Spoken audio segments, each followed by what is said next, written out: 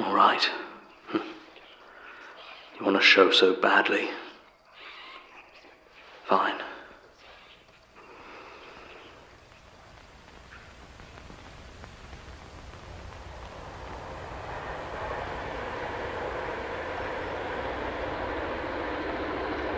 London.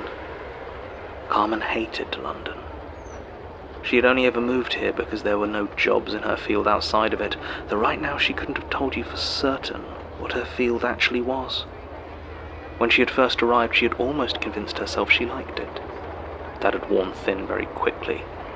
But recently the place had changed. It felt different.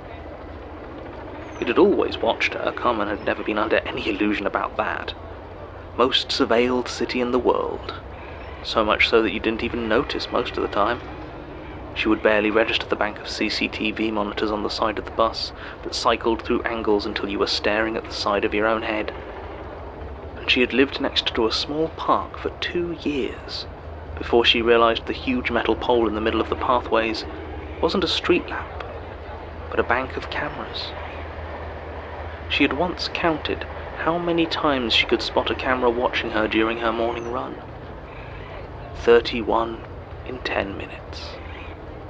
At least, it had been back then. Last time she had tried it, there were hundreds. They tracked her movements, and made so much noise that she could not have ignored them if she had tried. It was halfway between the mechanical whir of a focusing lens and the low rattle of mean-spirited laughter. Carmen didn't go running anymore. She lay in bed now, the lights of the street lamps below her window washing out the world in a faintly green LED glow. Her curtains had long since torn, and there was nowhere to buy any more. When she turned onto her side, she could see the blinds of the flat across the street twitching, the suggestion of an observer between the slats. Carmen turned her back to the window, tried to ignore the sense that she was being watched, being judged. Her own eyes drifted to the door to her room, and she realized it was ajar. In the gap stood her flatmate, the one whose name Carmen didn't remember and who she couldn't recall moving in. Straight blonde hair atop a round, friendly face that never seemed to blink. "It's late," the flatmate said, her tone level. Carmen's throat tightened. "I am trying to sleep. This is not acceptable." The words bit into Carmen and she felt her head swim and her heart race so fast she thought it was going to burst. What time was it? She hadn't been making any noise. How would her flatmate known? This was her room, her space. She was allowed to be awake. Her flatmate was still there, standing in the doorway, eyes locked on her. Carmen was shaking all over, trying to keep her teeth from chattering, from making more noise that might further disturb this presence in her room. She did not sleep, and her flatmate did not move. And as the night passed, she could have sworn she heard the faintest snicker drifting from nearby windows.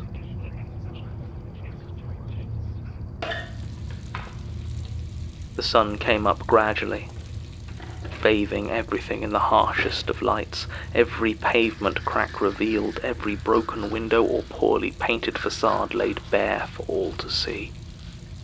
Carmen stared at her face in the mirror, the glow of morning reflecting back the bruised and puffy bags under her eyelids, the wrinkles that seemed to deepen every day, how many days now, and the pale weariness that almost leaked from her skin. She tried to force a smile, but her reflection just stared at her, well aware that it was false. Behind her, she saw the face of her flatmate, that same expression that dropped a hot coal of anxiety into her stomach. "I am waiting for the bathroom," the flatmate said. "This is not acceptable." bile rose from Carmen's throat for just a second as the flatmate took a step closer, watching her every move, examining her for imperfections, for failures. And there were so many.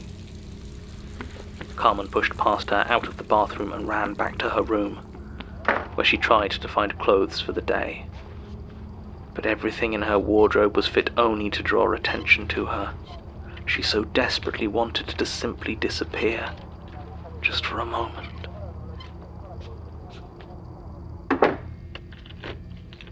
A camera swiveled to focus on her the moment she left her flat, stepping onto the landing, lens extending towards her, right at eye level. She instinctively swatted at it, batting it away. It was softer than she expected and warmer, impacting the wall with a gentle pop and leaving a sticky grey residue behind it. Carmen hurried down the stairs as the other cameras all focused on her, and the other doors on the floor began to open to see what all the fuss was about. From the speed at which they opened, her neighbours must have been standing just behind them, waiting. She took it 2 steps at a time going down, and almost tripped and fell twice, but it was better than the lift.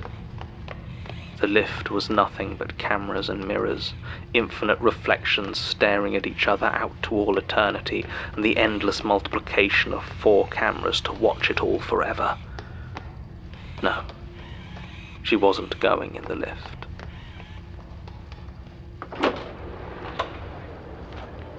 At last she was in the street.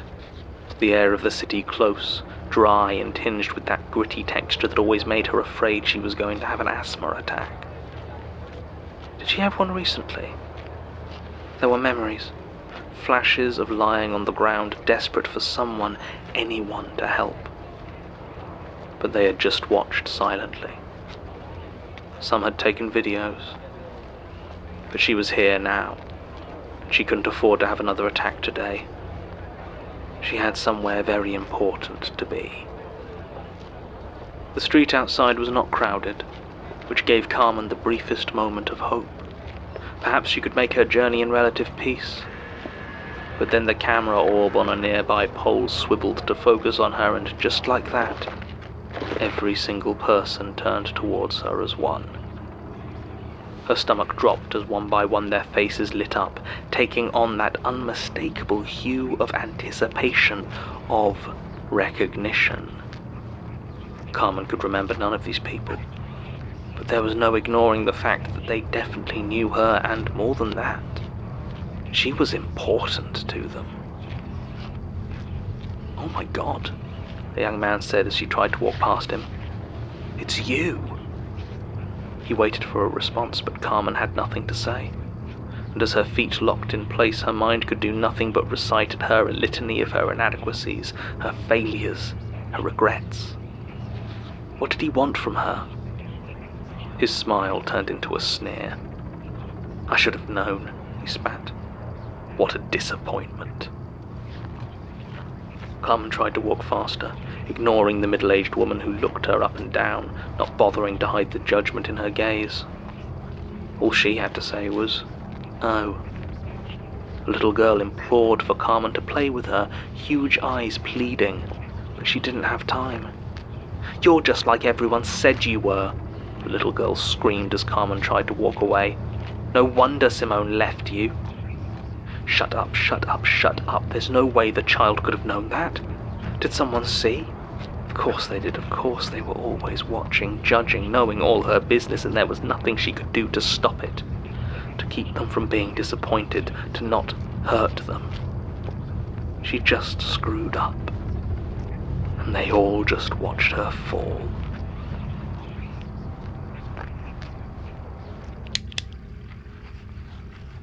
"Sounds like you have the weight of the world on your shoulders," her therapist said, voice soft and mellifluous. The deep brown of her eyes met Carmen's, and as always Carmen had to quiet the flutter of her heart, choke down and try her best to hide the seed of lust that had settled inside her long ago. But she was certain she saw a flash of contempt pass across her therapist's face. She knew. She had seen. "It does feel like that," Carmen said. "There's so much pressure, and I don't know why." "I know why," the therapist said. "It's because everyone's counting on you. Everyone's watching. Carmen was back in her room at last. She had no curtains, so pressed her mattress against the glass to keep out the light, to keep out the curiosity. Her door did not lock, so she pushed her unused desk against the flimsy MDF, to keep out her flatmate. At last she was alone. Nobody could see her. She could do what she liked and it would harm nobody. So why didn't she feel it?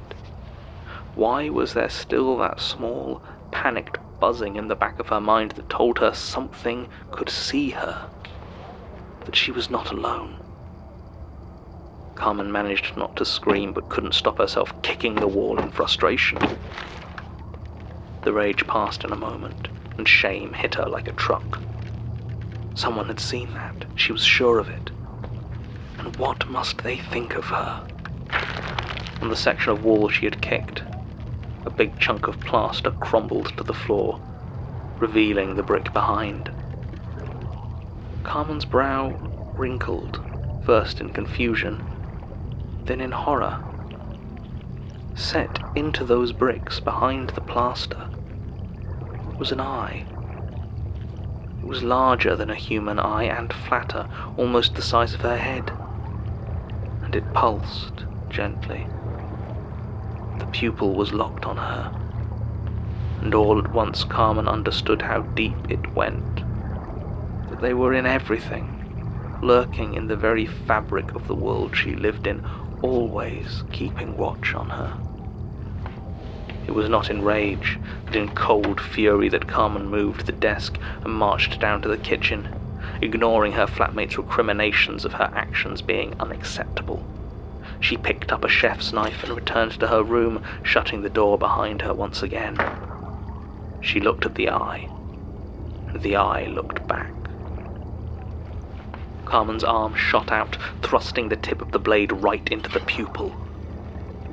But it did not cut anything, for there was nothing but empty blackness. Carmen's knife, then her hand, then her forearm passed into the void of that pupil, her skin bristling with the cold. And then the iris closed around her arm, the thin flesh of the tightening muscle clenching with astonishing strength as it held her in place. Then, inch by inch by inch, it began to pull her in. She tried to scream, but her flatmate simply shushed her. Her terror was pointed and crimson, and tomorrow she will wake up hating London and worrying about how many cameras there are.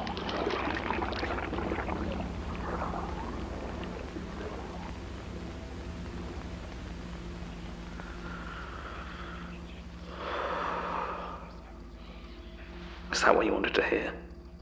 Why you're all staring at me like that? You wanted a story? Or maybe I am your chosen one and you're just waiting for your orders. I'm special to the thing upstairs, so that makes me special to all of you as well, right? Well, let's see if I'm worthy of your attention.